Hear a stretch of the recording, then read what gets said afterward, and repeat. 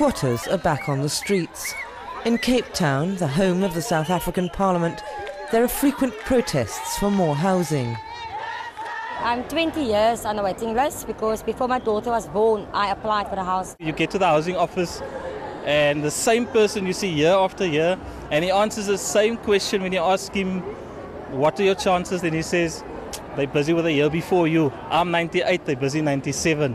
And it stays that way. It stays that way. You just never get into a house. So they occupied the houses. Warren and his friends moved into social housing, which was still being built.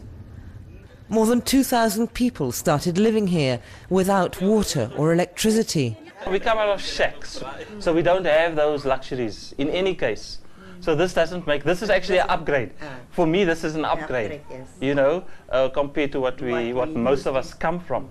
The South African government claims to have delivered 2.5 million homes in 10 years. But waiting lists remain long and are open to fraud. Building firms refuse to be held responsible. They even sue those who squat their developments. We are here to deliver between 25 and 30,000 units on this pilot. And when you look at the city of Cape Town's backlog, you talk of close to 400 to 500,000. Those are people who are in demand for houses. So the police came. The courts found against the illegal occupants.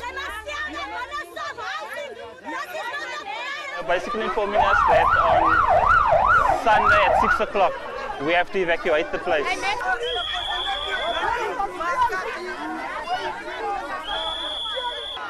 They went back to court, arguing racial discrimination this time.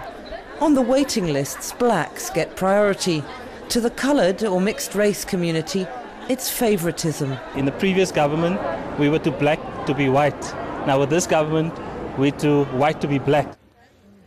The judge would hear none of it. The squatters were evicted, only to be replaced by other families in as much need.